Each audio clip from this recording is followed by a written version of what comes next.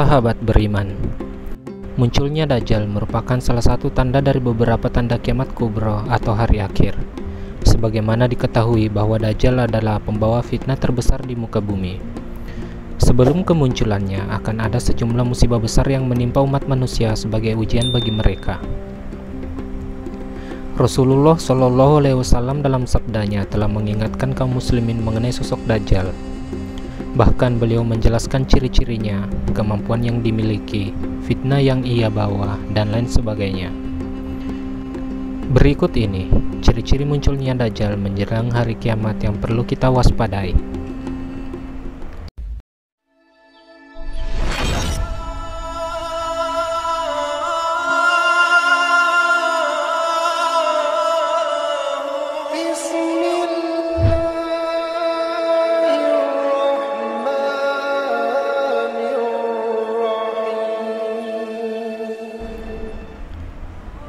Menurunnya ilmu agama.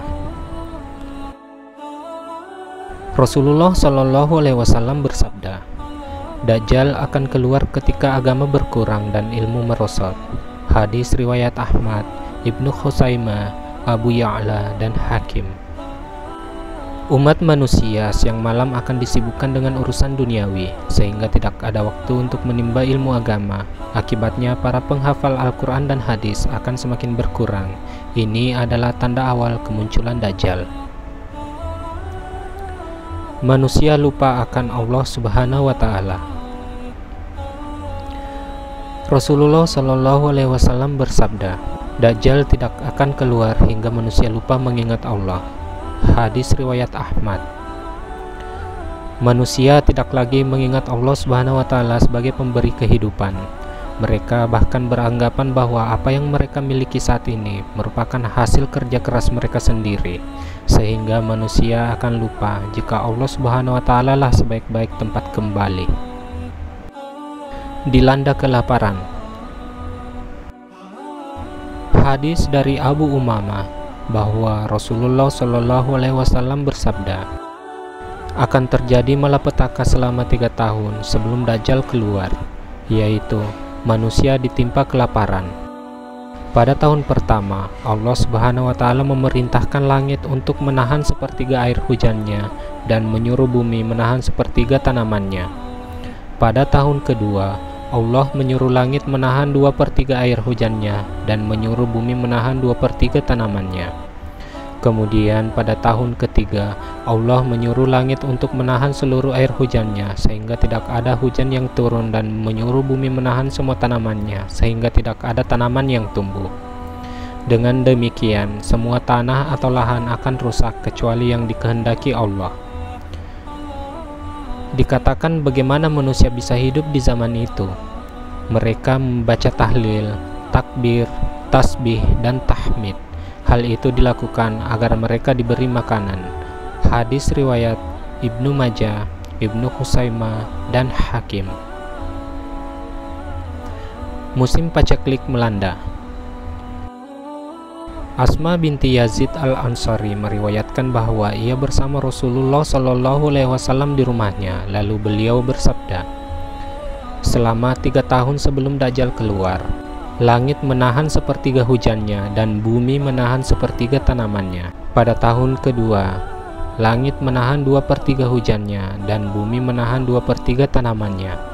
Dan pada tahun ketiga, langit menahan semua hujannya dan bumi menahan semua tanamannya sehingga tanah yang kering pun menjadi rusak.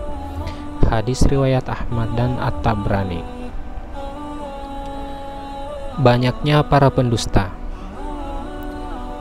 Dari Abu Hurairah, Rasulullah Shallallahu Alaihi Wasallam bersabda, kiamat tidak akan terjadi sampai dibangkitkan Dajjal para pendusta yang berjumlah sekitar 30 orang. Semuanya mengaku sebagai utusan Allah. Hadis riwayat Bukhari.